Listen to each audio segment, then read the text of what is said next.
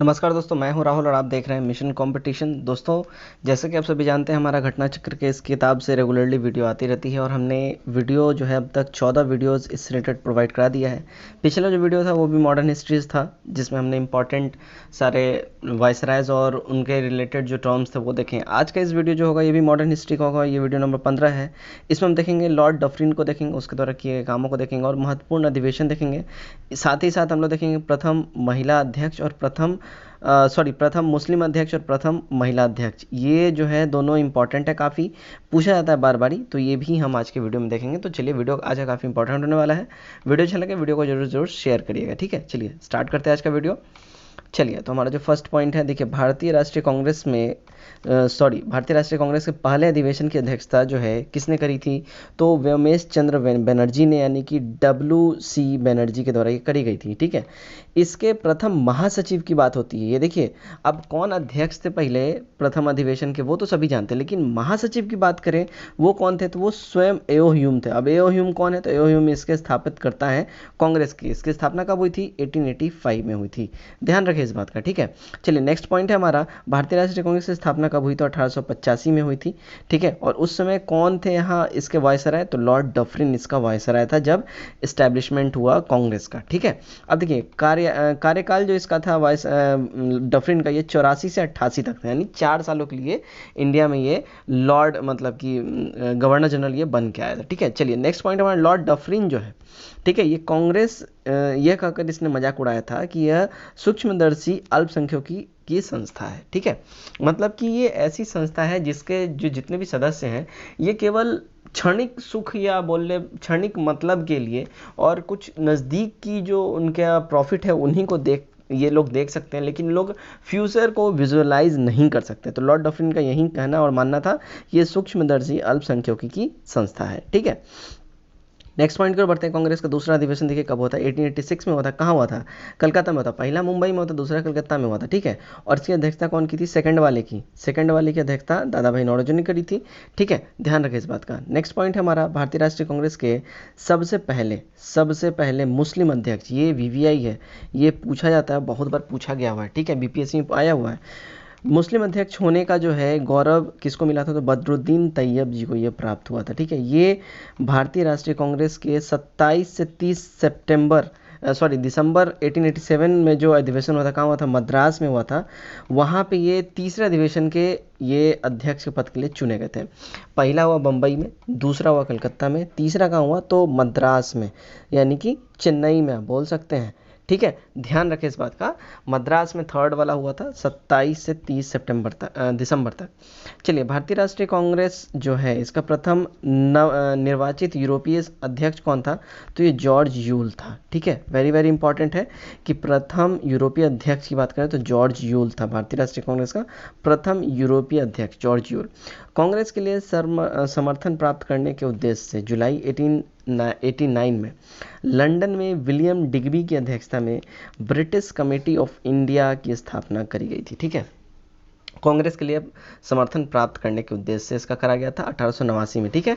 कहाँ? तो लंदन में विलियम डिग्बी की अध्यक्षता में एक कमेटी बनाई गई जिसका नाम था ब्रिटिश कमेटी ऑफ इंडिया, क्योंकि लंदन में कांग्रेस का कोई समर्थन नहीं था, वहाँ पे कोई जनाधार नहीं था, समझे, इस वजह से इसकी स्थापना करी गई थी। नेक्स्ट पॉइंट देखते हैं, भारतीय राष्ट्रीय कांग्रेस तथा मुस्लिम लीग दोनों ने ईयर 1916 में 1916 में लखनऊ में इसने अधिवेशन किया था, दोनों ने एक साथ, ठीक है, जिसको हम लखनऊ पैक्ट या लखनऊ समझौता के नाम से भी जानते हैं, आगे हम लोग पढ़ेंगे, ठीक है। तो ये 1916 में ही दोनों ने साथ में किया था। देखिए आगे यहाँ पे पॉइंट है अगला, देखिए कांग्रेस तथा मुस्लिम लीग के बीच लखनऊ समझौता 1916 में हुआ था, जो कांग्रेस लीग योजना तथा लखनऊ पैक्ट के नाम से भी ये जाना जाता है। तो इन दोनों में समझौता कहाँ हुआ था? 1916 में हुआ था। कहाँ हुआ था? लखनऊ में हुआ था, जो कांग्रेस लीग या फिर लखनऊ पैक्ट के नाम से जाना जाता है। देखिए, कांग्रेस के लखनऊ अधिवेशन की अध्यक्षता किसने की थी? तो अंबिका चरण मजुमदार ने करा था। ये वेरी वेरी इंपॉर्टेंट है, वेरी वेरी इंपॉर्टेंट है, ध्यान रखें, ठीक है। इसी में लखनऊ पैक्ट हुआ था, इसी में सारे समझौते हुए थे इसमें कांग्रेस और मुस्लिम लीग के बीच में। तो इसकी कांग्रेस की ओर से अध्यक्षता किसने की थी? अंबिका चरण मजुमदार ने की थी। और भारतीय राष्ट्रीय कांग्रेस के लखनऊ अधिवेशन 1916 में बाल गंगाधर तिलक ने यह कहा था कि स्वराज मेरा जन्मसिद्ध अधिकार है और मैं इसे लेकर रहूँगा। तो यही वो अधिवेशन है जिसमें इन्होंने ये नारा दिया था, ठीक है, कि स्वराज मेरा जन्मसिद्ध अधिकार है, मैं इसे लेकर रहूँगा। ये 1916 के लखनऊ अधिवेशन में ही हुआ था और इसकी अध्यक्षता अंबिका चरण मजूमदार ने की थी। ठीक, चलिए 1900 ईस्वी में कर्जन ने कहा था, कांग्रेस अब लड़खड़ा रही है और जल्दी ये गिरने वाली है। मेरा सबसे बड़ा मकसद भी यही है कि मेरे भारत प्रवास के दौरान ही इस पार्टी का अंत हो जाए। इसका ये मतलब है कि जो लॉर्ड कर्जन थे, इसने साल 1900 में ये कहा था कि कांग्रेस में आप देखिए फूट पड़ रहा है। उसमें क्या था, गर्मपंथी नरमपंथी दोनों बातें हो रही थी, दोनों विचारधाराएं थी, दोनों आपस में थोड़ा इनमें कुछ कलह था, कुछ फूट थी, दोनों लड़ते उड़ते थे, मतलब ऐसा मारपीट वाला नहीं, मतलब जुबानी वॉर, ठीक है, ये लोग आपस में करते थे। तो इसी के देखते हुए लॉर्ड कर्जन ने वक्तव्य दिया था, कांग्रेस अब लड़खड़ा रही है और जल्द ही ये गिरने वाली है। और मेरा जो सबसे बड़ा जो अरमान है कि मेरे भारत प्रवास के दौरान, मतलब जब तक मैं भारत में हूँ, यानी मेरा यहाँ जब तक टेन्योर है, यहाँ से जब तक मैं चलाने जाता हूँ, मैं जब तक यहाँ हूँ, मैं अपने रहते भर में इस पार्टी का अंत देख लूँ। ठीक है, ये लॉर्ड कर्जन का वक्तव्य था, ये ध्यान रखिए, पूछा जाता है। नेक्स्ट है पॉइंट हमारा, भारत की स्वतंत्रता प्राप्ति के बाद महात्मा गांधी ने भारतीय राष्ट्रीय कांग्रेस को समाप्त करने का सुझाव दिया था। ठीक है, भारत स्वतंत्रता के बाद गांधी जी ने यह बोला था, देखिए जिस मकसद की प्राप्ति के लिए कांग्रेस का निर्माण किया गया था, उस मकसद की प्राप्ति हमने कर लिया है। तो जो कांग्रेस जो पार्टी है, इसको अब डिसॉल्व करना चाहिए, इसको अब खत्म कर देना चाहिए। लेकिन इनकी बातें काफ़ी लोगों ने नहीं माना, बहुत लोगों का राजनीतिक महत्वाकांक्षा भी थी, तो नहीं माना गया, जिसका फलस्वरूप आज भी हम देख रहे हैं कांग्रेस हमारे देश में एग्जिस्ट करता है। लॉर्ड विलिंगटन ने कांग्रेस के 30वें अधिवेशन में भाग लिया और इस दौरान वह बंबई का गवर्नर बना था। ठीक है, ध्यान रखें इस बात का, लॉर्ड विलिंगटन कांग्रेस के 30वें अधिवेशन में इसने भाग लिया था और इसी टाइम में वो बंबई का गवर्नर भी इसको बनाया गया था, लॉर्ड विलिंगटन। तो ये ध्यान रखें, ये क्वेश्चन आता है, ऐसा कोई गवर्नर जिसने कांग्रेस के अधिवेशन में भाग भी लिया था और फिर वो वहाँ का गवर्नर ही बन गया था, तो वो है लॉर्ड विलिंगटन। इसने कांग्रेस अधिवेशन में, कांग्रेस के 30वें अधिवेशन में भाग लिया था और इसी दौरान वह बंबई का गवर्नर ही बनाया गया था। ठीक है, यह अधिवेशन बंबई में 1915 में आयोजित हुआ था। कौन सा, 30वां अधिवेशन, इसी की बात हो रही है। ये बंबई में ही आयोजित हुआ था और फिर वो बंबई का गवर्नर बनाया गया था। तो इसलिए मैं बोल रहा हूँ ये वेरी वेरी इंपॉर्टेंट है, ये ध्यान रखें। महात्मा गांधी ने केवल एक बार, सिर्फ और सिर्फ एक बार, कांग्रेस के पूरे ये जो बोलते हैं ना फ्रीडम फाइटिंग के दौरान, सिर्फ एक बार इन्होंने वर्ष 1924 में बेलगांव अधिवेशन की अध्यक्षता की थी।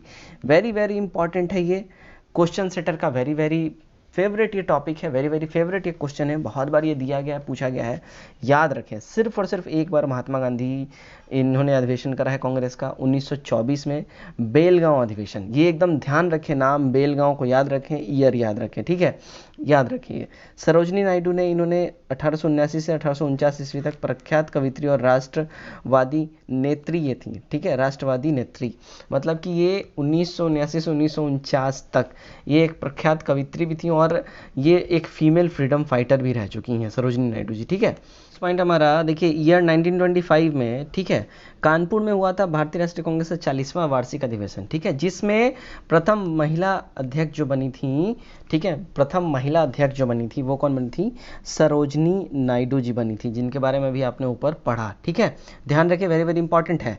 वर्ष 1947 से 49 में सरोजनी नायडू जो है ये उत्तर प्रदेश की राज्यपाल भी रही थी। ठीक है, 1947 से 1949 तक, मतलब ये आफ्टर फ्रीडम की बात हो रही है। ठीक है, आफ्टर फ्रीडम ये जो है राज्यपाल भी रही थी उत्तर प्रदेश की सरोजनी नायडू, और पहली महिला अध्यक्ष भी रह चुकी हैं कांग्रेस की। तो ये वेरी वेरी इंपॉर्टेंट नेम है सरोजनी नायडू। ठीक है, याद रखिएगा, भूलिएगा नहीं। साल 1940 से 46 तक अब्दुल कलाम आज़ाद कांग्रेस के ये अध्यक्ष रहे थे। 1940 से 1946 तक अब्दुल कलाम आज़ाद जी कांग्रेस के अध्यक्ष रहे थे, 40 से 46 तक, 4 सालों तक। ठीक है, जब भारत स्वतंत्र हुआ उस समय कांग्रेस के अध्यक्ष कौन थे, तो जेबी कृपलानी थी। ये भी इंपॉर्टेंट है, ये पूछा जाता है, जब भारत को स्वतंत्रता प्राप्ति हुई उस समय कांग्रेस के अध्यक्ष कौन थे। ठीक है, तो जेबी कृपलानी थे उस समय वहाँ कांग्रेस के अध्यक्ष। रविन्द्रनाथ टैगोर द्वारा मूल रूप से बंगाल में रचित और संगीतबद्ध जनगण मन, ठीक है, ये इंपॉर्टेंट है, इसके हिंदी संस्करण को संविधान सभा ने भारत के राष्ट्रगान के रूप में 24 जनवरी 1950 को एक्सेप्ट किया था। ठीक है, ये 24 जनवरी 1950 को एक्सेप्ट हुआ था। और ये जो है देखिए, जनगण मन जो है रविन्द्रनाथ टैगोर द्वारा, ये एक्चुअली बांग्ला भाषा में लिखा गया था और इसको हिंदी जो इसका वर्जन था इन्होंने बनाया था, इसको एक्सेप्ट किया गया संविधान सभा द्वारा 1950 में 24 जनवरी को। ठीक है, नेक्स्ट है जनगण मन सबसे पहले 27 सितंबर 1911 को भारतीय राष्ट्रीय कांग्रेस के कलकत्ता अधिवेशन में ये गाया गया था। कब गाया गया था? तो 1911 को भारतीय राष्ट्रीय कांग्रेस के कलकत्ता अधिवेशन में ये गाया गया था। राष्ट्रीय गान का सबसे पहला प्रकाशन साल 1912 में तत्वबोधिनी पत्रिका में भारत विधाता नामक शीर्षक से ये हुआ था। ठीक है, राष्ट्रीय गान का पहला प्रकाशन कब हुआ था? तो 1912 में तत्वबोधिनी ये न्यूज़पेपर तब आता था, उसमें भारत विधाता इसका जो है टाइटल था, उस नाम से इसका प्रकाशन हुआ था। राष्ट्रीय गान का अंग्रेजी अनुवाद ये साल 1919 में मॉर्निंग सॉन्ग ऑफ इंडिया के नाम से प्रकाशित इसको करा गया था। ठीक है, राष्ट्रीय गान का अंग्रेजी अनुवाद यानी कि इंग्लिश फॉर्म में। ठीक है, चलिए नेक्स्ट पॉइंट हम देखते हैं। इसे लगभग 52 सेकंड में गाया जाता है। मतलब यहाँ से एक और आपका क्वेश्चन तैयार होता है कि हमारा जो नेशनल एंथम है इसको गाने का, ठीक है, इसको गाने का जो एक्चुअल टाइमिंग है ये हम कितने देर के अंदर में इसको एक्चुअल टाइमिंग होता है गाने का? तो ये होता है 52 सेकंड्स के अंदर इसको हमको गाना होता है। बाल गंगाधर तिलक ने अंतिम रूप से भारतीय राष्ट्रीय कांग्रेस के अमृतसर अधिवेशन जो 1919 में भाग लिया था। ठीक है, बाल गंगाधर तिलक ने सबसे अंतिम रूप से, इन्होंने इसके बाद किसी ने भाग लिया कांग्रेस अधिवेशन में, तो अंतिम रूप से इन्होंने राष्ट्रीय कांग्रेस के अमृतसर अधिवेशन जो हुआ था 1919 में, जिसमें द्वैध शासन प्रणाली वगैरह ये सब आया था। ठीक है, तो उसी टाइम में इन्होंने ये भाग लिया था। चलिए नेक्स्ट पॉइंट की ओर हम बढ़ते हैं। 1907 में कांग्रेस के सूरत अधिवेशन में कांग्रेस नरमपंथी और गरमपंथी दो अलग अलग गुटों में विभक्त हो गई थी। जैसा कि मैंने बताया था, तो लगभग ये जो है 7-8 सालों से इसमें फूट पड़ रहा था। मतलब गरमपंथी जो थे ये नरमपंथी के जो काम करने का तरीका है, मतलब ये नरमपंथी वालों क्या इनका रवैया था और काम करने का तरीका था कि मतलब ये लोग सरकार की भर्त्सना करते थे, निंदा करते थे, उनको एप्लीकेशन देते थे, उनको आग्रह करते थे कि नहीं ये गलत है, इसको सुधारिए, नहीं ये ऐसा है वैसा है। और गरमपंथियों का यह मानना था कि ये एक तरीके से भीख मांग रहा है, इनका ये जो चीज़ है इससे हमको कोई फ़ायदा नहीं हो रहा है, उल्टा हमारा छवि खराब हो रहा है। तो ये जो है इनका मानना था कि भाई लाठी से, पहले बात से मान गए तो ठीक है ना, तो लाठी से तो मनवेबे करेंगे, वही वाला बात है। गरमपंथी लोग का ये सोच था। ठीक है, तो इस वजह से दोनों की विचारधाराओं में अलग था, लेकिन दोनों का मकसद सेम था, भारत को आज़ाद कराना, भारत को जो है अपना एक स्वायत्त शासन का स्टेटस दिलाना।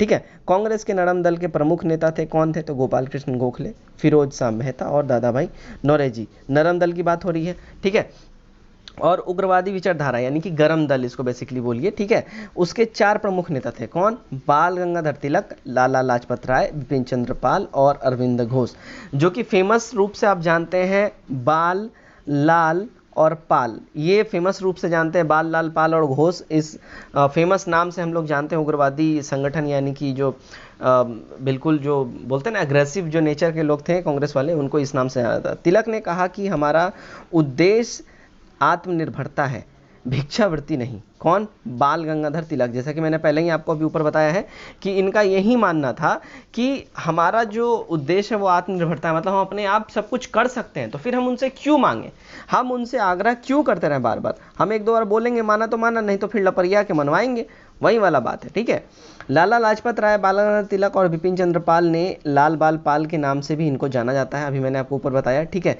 और लाला लाजपत राय ने इटली के क्रांतिकारी राष्ट्रपिता मैजनी के जीवन वृत्ति को पढ़ने के बाद उन्हें अपना राजनीतिक गुरु मान लिया था। किसने? Lala Lajpat Rai. Very very important, देखिए इटली का एक क्रांतिकारी था, कौन? वहाँ का राष्ट्रपति था इटली का, मैजिनी। ठीक है, इसी का जब इसने जीवनी इन्होंने पढ़ा लाला लाजपत राय ने, तो उनको अपना राजनीतिक गुरु मान लिया, मैजिनी को। वल्लभ भाई पटेल को देखिए भारतीय बिस्मार्क के रूप में जाना जाता है, वल्लभ भाई पटेल को। ठीक है, भारतीय बिस्मार्क इनको इस रूप में जाना जाता है, इस नाम से इनको जाना जाता है। सर वेलेंटाइन सेरोल ने तिलक को भारत में अशांति का जन्मदाता कहा था। ये एक हिस्टोरियन है, सर वेलेंटाइन सिरोल, ये ब्रिटिश हिस्टोरियन है, तो इन्होंने ही जो है ऐसा लिखा था कि अशांति का जन्मदाता कौन है? तो बाल गंगाधर तिलक है। इन्हीं के द्वारा जो है सारा उग्रवादी जो विचारधारा है और जो सारा एक्टिविटी है वो इंडिया में होता है। तिलक ने महाराष्ट्र में शिवाजी महोत्सव तथा गणपति पर्व आरंभ किया ताकि जनता में राज्योत्सव की भावना जागे। बेसिकली देखिए इसके पीछे यही मकसद था कि ये जो है इस त्योहारों के मकसद से इंडियंस को, भारतीयों को एकत्र करना चाहते थे, उनमें राष्ट्रीयता की भावना जगाना चाहते थे। ये जो सारे त्योहार है ये लोगों ने मनाना बंद कर दिया था, गणपति पर्व और शिवाजी महोत्सव ये लोगों ने बंद कर दिया था मनाना। ठीक है, इसमें जो है अंग्रेजों ने बहुत सारे टाइप के इसमें रोक लगाए थे, टैक्सेस थे, इस वजह से लोगों ने मनाना बंद कर दिया था। तो ये स्टार्ट करने का यही इनका मेन मकसद था कि सबसे पहले तो इन लोग का जो मेन फीचर, मेन एम क्या था? भारत को आज़ाद करना। दूसरा क्या था कि हमें अपने कल्चर को भूलना नहीं, अपने कल्चर को हमें याद रखना है, अपने कल्चर पे हमें अडिग रहना है। देखिए, तो शिवाजी महोत्सव और गणपति महोत्सव पर्व मनाने के पीछे इनका यही जो उद्देश्य था। और इस उद्देश्य से देखिए एक तरीके से कहीं ना कहीं जो मुस्लिम्स हैं उनमें एक अलग ही उनमें हीन भावना पैदा हो गया। वो ये सोचने लगे कि ये प्योर हिंदुत्व की ओर जा रहे हैं, तो मुस्लिम्स ने फिर इन लोगों से अपनी दूरी बनाना स्टार्ट कर दिया, ठीक है, उग्रवादी विचारधाराओं वालों से। ठीक है, नेक्स्ट है बाल गंगाधर तिलक की 1 अगस्त 1920 को मृत्यु हो गई। ठीक है, उसके बाद अर्थी को महात्मा गांधी के साथ मौलाना शौकत अली तथा डॉक्टर सैफुद्दीन किचलू ने उठाया था। इनके अर्थी को, बाल गंगाधर तिलक के अर्थी को जो है महात्मा गांधी और मौलाना शौकत अली तथा डॉक्टर सैफुद्दीन किचलू ने इन्होंने इनके अर्थी को कंधा दिया था इनके डेथ के बाद। तो फ्रेंड्स, ये था आज का हमारा सेट नंबर, यानी कि वीडियो बोल लें, वीडियो नंबर 15। ठीक है, इसके जो आगे का जो पार्ट है, अभी काफ़ी सारी चीज़ें इसमें, ठीक है, तो इसके आगे का पार्ट हम कल देखेंगे।